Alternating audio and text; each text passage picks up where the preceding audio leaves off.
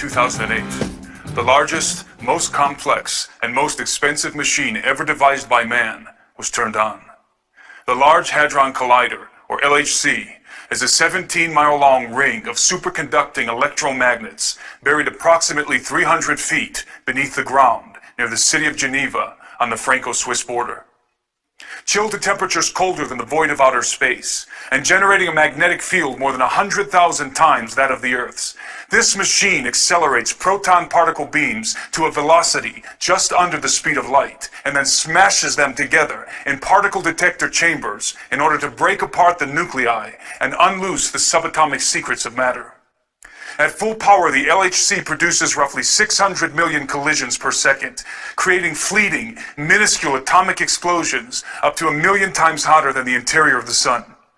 The data collected from these collisions is processed by the worldwide LHC computing grid, one of the most extensive and powerful computing grids on the planet. The grid, as it is known, builds on the technology of the World Wide Web, which was invented at CERN in 1989. The Large Hadron Collider is the primary research instrument of the European Organization for Nuclear Research, otherwise known as CERN.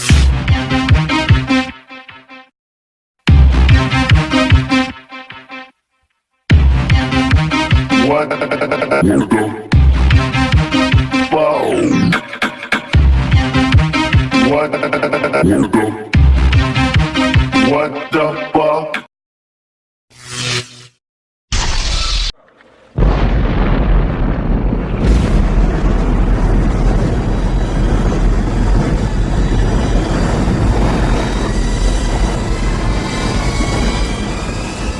After the devastating detonations of Fat Man and Little Boy over Nagasaki and Hiroshima at the end of World War II, mankind was irrevocably thrust into the atomic age. In accordance with the inevitability thesis, which posits that once a technology is introduced into society, what follows is the inevitable development of that technology. The scientific community, impelled by military interests around the globe, became obsessed with the idea of harnessing the power of the mighty atom and unraveling the very fabric of physical reality at the subatomic level. CERN is the largest scientific consortium in the world, involving thousands of top physicists from 21 member states, all working in tandem to discover the fundamental elements that hold the universe together. While this admitted objective of CERN seems innocent enough, and even laudable in a sense, there are deep concerns about potential unintended consequences and probable occult intentions. When analyzing a scientific endeavor as costly and ambitious as CERN, it is essential that we have a realistic understanding of the mechanisms and machinations that have been propelling technological advancement in the modern era. In a perfect world, the greatest accomplishments of science would be the product of goodwill toward men and the desire for peace and prosperity. However, in the practical world, the world in which we live, the greatest accomplishments of modern science are often facilitated and funded by men who have anything but goodwill and peace on their minds. In many cases, the most groundbreaking technological advancements, such as in the case of jet propulsion, rocket science, and nuclear fission, have been intentionally directed by incredibly malevolent individuals for dark and dangerous purposes. Scientists are rarely the evil villains scheming sinister plots in secret laboratories that Hollywood has often portrayed, with a few glaring exceptions, of course, and are usually zealously dedicated to their particular field of study, with noble or benign intentions at heart. However, this kind of religious commitment to science can engender blind apathy, if not willful ignorance, concerning the overarching implications and ill intentions of the benefactors facilitating their work. This is certainly the case of the brilliant men and women working at CERN, most of whom naively believe that the prime objective of their research is to merely understand what the universe is made of and how it all started at the Big Bang.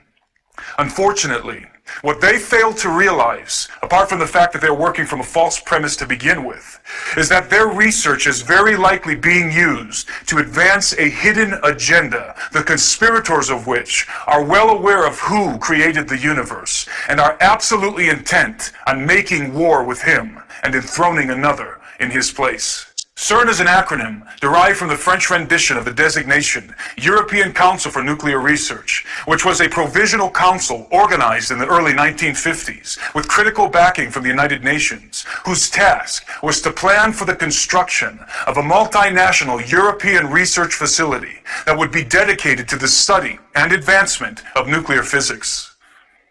On the 29th of September 1954, the Provisional Council was dissolved and the European Organization for Nuclear Research, or CERN, was born. As an interesting side note, the infamous Bilderberg Group was also conceived that same year, exactly 4 months later, on the 29th of May. Both of these organizations enjoy diplomatic immunity. Although the Provisional Council had been dissolved, paradoxically, the acronym of CERN remained, even though it did not correspond to the title of the new organization. It was distinguished physicist and one of the key pioneers of quantum mechanics, Werner Karl Heisenberg, who had inexplicably insisted that the original acronym of CERN remain in effect, as Tom Horn elucidates in his book, On the Path of the Immortals. Werner Heisenberg understood quite well what quantum physics implied for humanity. Inherent within this theoretical realm, populated by obtuse equations and pipe-smoking scientists, lies what I call the Babylon potential. This is the secret knowledge, the scientific imperative, informed and driven by spiritual advisors, that the Bible cites as the key to opening a gateway for the gods. It is Ente Menaki, Baba Alu, the opening of the Abzu, the doorway to hell. Tom goes on to explain that, although Heisenberg may or may not have known it, CERN is an abbreviated title for an ancient Celtic deity called Cern'S. Cern'S, whose name means horned one, is thought to be the god of death and rebirth and the lord of the underworld. He is often depicted with rings or torques around his stag-like horns or in his hands, which may symbolize the circle of destruction and restoration that he represents. To further concretize this idea, Cern'S is also depicted with a ring in one hand and a snake in the other. Because of the cycle by which it sheds its skin, the snake has ever been a mystical motif of death and rebirth, destruction and restoration. In a reversed esoteric adaptation, the rings of the Large Hadron Collider could be representative of the rings of Cern'S, and, by further associative interpretation, may very well reveal CERN's prime esoteric objective. I believe it does, and will address it at the end of this analysis. I understand that drawing correlations between the acronym of CERN and deities from the ancient world may seem too forced and tenuous for critical minds, and I might be inclined to agree, if CERN had not evoked such correlations first. Rather than distance themselves from associations with arcane pagan deities, the directors of CERN welcomed and even celebrated the placement of a very unscientific icon in the courtyard of their main facilities. On the 18th of June 2004, a 2-meter-high statue, bequeathed by the representatives of India's Department of Atomic Energy, was ceremoniously unveiled at CERN. It was a statue of the Hindu god Shiva, engaged in the Nataraja, the cosmic dance of destruction. Shiva is one of 3 members of the Trimurti, the Hindu Trinity, in which the cosmic functions of creation, preservation, and destruction are personified in the forms of Brahma the Creator, Vishnu the Preserver, and Shiva the Destroyer, who is also known as the Transformer.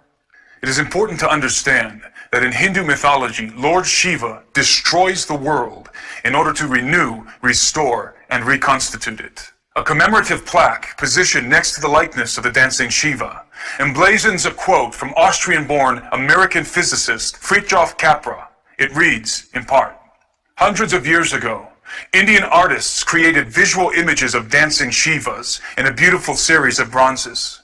In our time, physicists have used the most advanced technology to portray the patterns of the cosmic dance.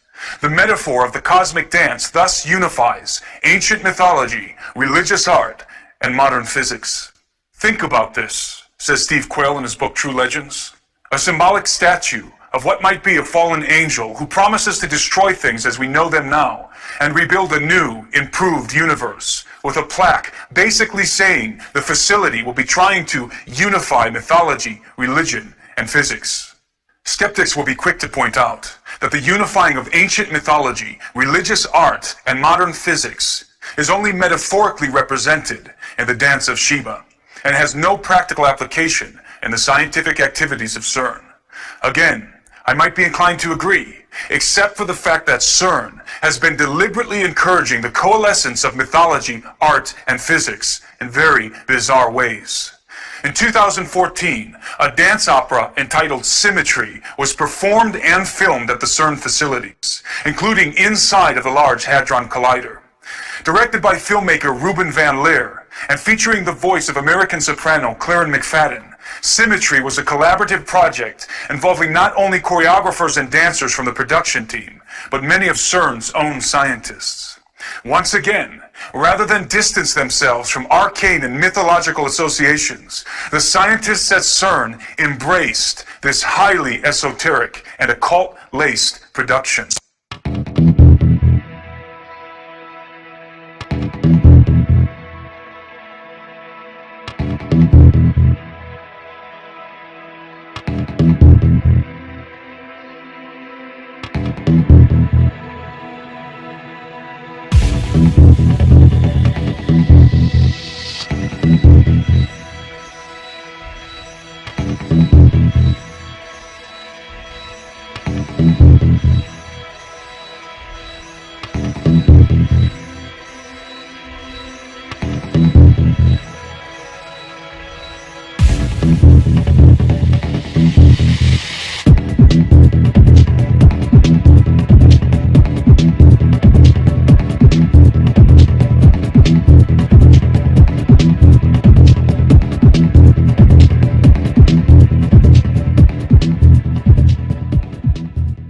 One could spend hours breaking down all of the deliberate esoteric insinuations in the trailer for the film alone, but in the interest of time, let me just point out one of the more obvious details. The name of the film's protagonist is Lucas, which also happens to be the actual name of the Slovakian dancer and choreographer who plays him. Without plunging too deeply into etymological roots, the name Lucas means bringer of light, and is in fact a derivation of the Latin term Lucifer. Of course, all of this could be purely coincidental, but given the overtly esoteric nature of the film, it is highly unlikely that the name of the main character is a consequence of happenstance, regardless of the filmmaker's intention. The truth is that the occult, art, and science have always been fundamentally entwined. The natural synthesis or symmetry that binds them is perhaps best illustrated in one man, Sir Francis Bacon. Bacon, who is widely considered to be the father of modern science and the primary proponent of the scientific method, which is the very underpinning of CERN, was himself an occultist, artist, and scientist. In fact, there is reason to believe that Francis Bacon is the true face behind the dubious mask of William Shakespeare. There is, in truth, no incongruity between the material and the metaphysical world, the physical and the spiritual. They are merely two sides of the same coin, both essential parts of the whole. When one penetrates deeply enough into what we call physics, one discovers, inevitably, the veil that separates these two realities. Occultists have always been aware of this fact. Even to Francis Bacon and his scientific contemporaries, many of whom were members of the mystery schools, deciphering the mechanisms of the material world was but the means to a far more important objective: to make contact with the entities lurking on the other side of the veil. This veil is often described as a dimensional doorway that allows access into realms beyond the perceivable world. The concept of unperceivable dimensions existing essentially in the same space we physically occupy is not only very probable, but also very widely accepted in the scientific community.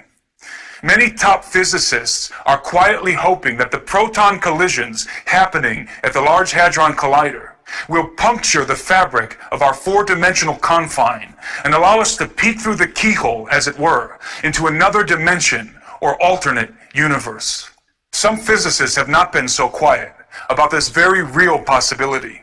During a press briefing in 2009, Sergio Bertolucci, Director for Research and Scientific Computing at CERN, made the following curious statement. The Large Hadron Collider could open a doorway to an extra dimension, and out of this door might come something, or we might send something through it. There is no question that the scientists working at CERN hope to open a dimensional doorway. The real question is, what is the something that might come through when they do? Of course, for the particle physicists, the answer is simple. They hope to discover new particles that might exist on alternate dimensional planes. There is no doubt that this is the true and honest intention of the vast majority of physicists working at CERN. The problem is, as previously illustrated, that scientists, despite their best intentions, have always been little more than expendable tools in the hands of their benefactors. The pinnacle of science, for its elite occult practitioners, is not discovery, but contact. There are many indications that the power players of our world, including the Vatican, are preparing to make contact with the gods of the old world. Although I have not been able to confirm the validity of the following pictures, it appears that transparent panels containing arcane texts were photographed inside the CERN facilities by a group of Portuguese students from the Santa Cecilia Music Academy. The texts have been described as greetings or invocations written in ancient languages, including Aramaic, Hebrew, Mandarin, and Sanskrit. In the case of Sanskrit, the only people with the ability to read the sacred script, considered to be the language of the gods, are the scholars of the Vedas and Upanishads. If authentic, these panels may have been prepared for those somethings that might come through the dimensional doorway. It may seem to those unfamiliar with the theoretical realm populated by obtuse equations and pipe-smoking scientists, as Horn aptly puts it, that this analysis is nothing more than hearsay, hyperbole, and wild speculation. But as any theoretical physicist worth his salt will admit, particle physics and quantum mechanics is a world in which fact and fantasy are at times indistinguishable. When it comes to CERN and its Large Hadron Collider, there is no shortage of theoretical doomsday scenarios, many of which have not been propounded by unlearned laymen such as myself, but by some of the most esteemed scientific minds in the world. The following is a brief list of the theoretical possibilities relating to the activities of CERN, and is by no means exhaustive. Each one of these points represents either a scientific reality or a hypothetical possibility based on incredibly complex concepts and mathematical formulas that I won't even attempt to explain or pretend to understand. Number one, black holes. Perhaps the greatest fear among theoretical physicists concerning the LHC is that it might create uncontainable miniature black holes that could descend to the core of the planet and literally devour it from within. It is important to note that black holes are only theoretical constructs and have never been proven to exist. Black holes were first discovered as purely mathematical solutions of Einstein's field equations and are not necessary in Tesla's electric universe model. To date, black holes are science fiction. Number two, antimatter weapons. Unlike black holes, antimatter is not theoretical. Not only can it be measured, but it is already being created and contained in the LHC, though in very small quantities for short periods of time, according to CERN. Antimatter has enormous explosive potential. A quarter gram of antimatter can produce an explosive yield equivalent to 5 kilotons of TNT. If CERN develops the capability to create and store significant amounts of antimatter, and some claim it already has, then highly destructive antimatter weapons will be developed. The advantages of antimatter bombs, for example, are very great, and that they could produce atomic-level explosions without residual nuclear fallout. Number three, particle beam weapons. A directed beam of high-energy subatomic particles moving at extreme velocity, such as the ones produced in the LHC, is capable of obliterating matter at the molecular level.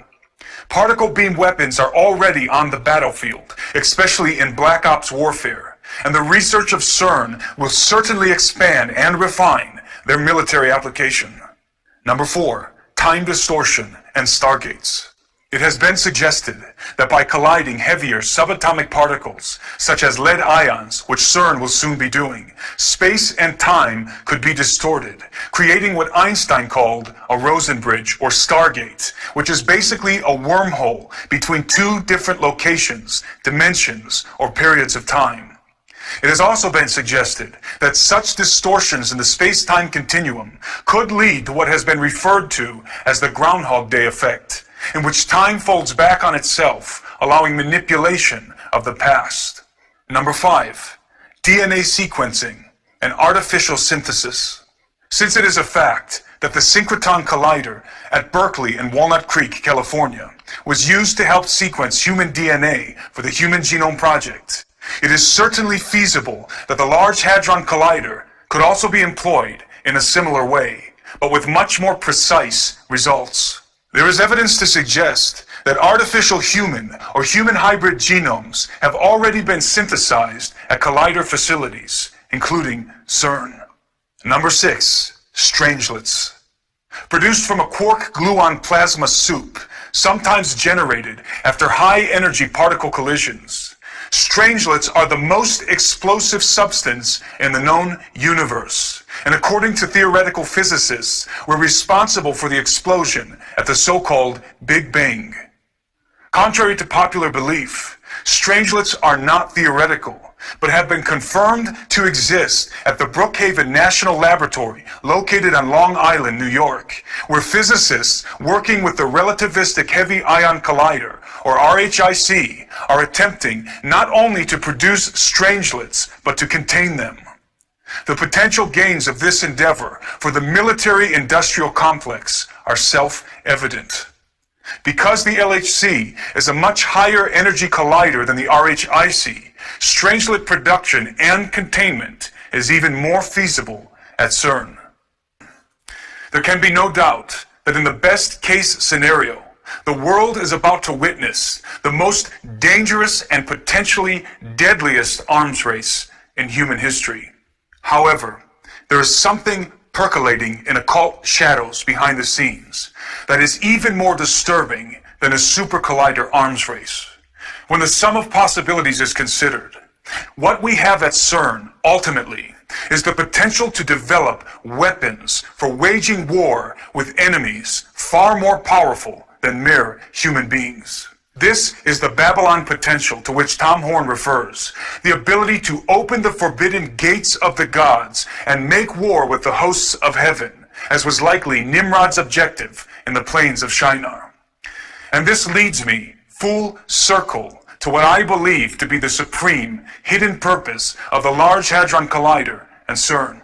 Recall that the Celtic deity Cern'S, the horned lord of the underworld, represents the cycle of death and rebirth, of destruction and restoration. I believe that the Luciferian priesthood behind the thrones of the European Union and the United Nations intend to use CERN as the key to literally open the gates of hell in order to release the gods that have been imprisoned there, those fallen watchers and arcane entities bound with chains in the abyss of Tartarus. Their prime objective is the restoration of the Golden Age, when the gods mingled themselves with the seed of men, and their hybrid offspring ruled the earth. All of our research points inexorably to this grand conspiracy. It is my contention that the earth is even now being slowly terraformed via chemtrailing, HAARP, and other such clandestine programs in order to reconstitute the conditions that existed on the planet before the flood of Noah, in anticipation of the hybrid race that is coming. By breaking the subatomic bonds of matter and casting away the cords that hold the material world together, mankind will willingly tear the veil that has been established for his own protection and unleash a darkness and chaos that the earth has not seen for many ages. This is the master plan of the Luciferian elite, who seek to open forbidden gates and usher in the entities that will lead them in a futile war against the Lord and against his anointed. Their great hope, and that of Lucifer's, is to usurp the throne which belongs to the Son of Man, and install the man of sin and of lawlessness in his place.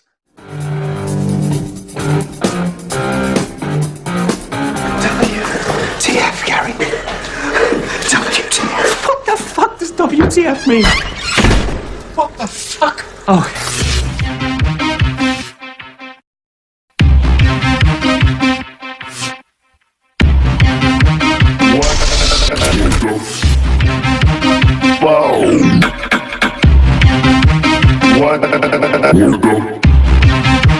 What the fuck?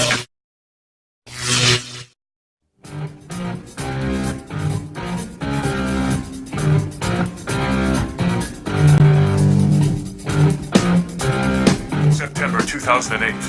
The largest, most complex, and most expensive machine ever devised by man was turned on. The Large Hadron Collider, or LHC, is a 17-mile-long ring of superconducting electromagnets buried approximately 300 feet beneath the ground near the city of Geneva on the Franco-Swiss border. Chilled to temperatures colder than the void of outer space, and generating a magnetic field more than 100,000 times that of the Earth's, this machine accelerates proton particle beams to a velocity just under the speed of light, and then smashes them together in particle detector chambers in order to break apart the nuclei and unloose the subatomic secrets of matter. At full power, the LHC produces roughly 600 million collisions per second, creating fleeting, minuscule atomic explosions up to 1 million times hotter than the interior of the sun. The data collected from these collisions is processed by the worldwide LHC computing grid, one of the most extensive and powerful computing grids on the planet. The grid, as it is known, builds on the technology of the World Wide Web, which was invented at CERN in 1989. The Large Hadron Collider is the primary research instrument of the European Organization for Nuclear Research, otherwise known as CERN.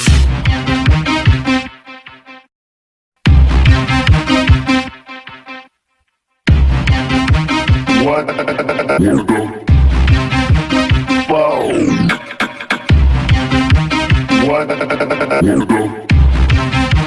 What the fuck?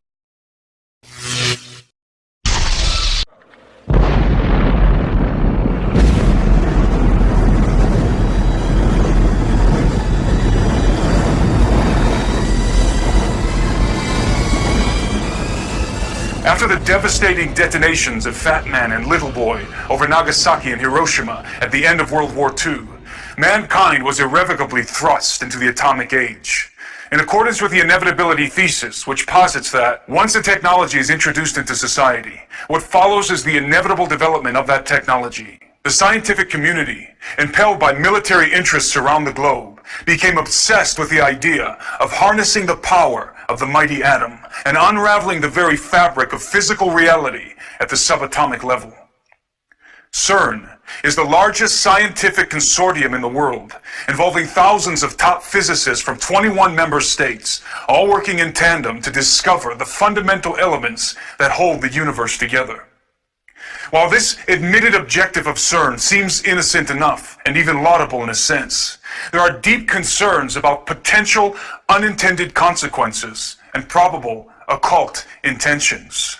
When analyzing a scientific endeavor as costly and ambitious as CERN, it is essential that we have a realistic understanding of the mechanisms and machinations that have been propelling technological advancement in the modern era. In a perfect world, the greatest accomplishments of science would be the product of goodwill toward men and the desire for peace and prosperity. However, in the practical world, the world in which we live, the greatest accomplishments of modern science are often facilitated and funded by men who have anything but goodwill and peace on their minds. In many cases, the most groundbreaking technological advancements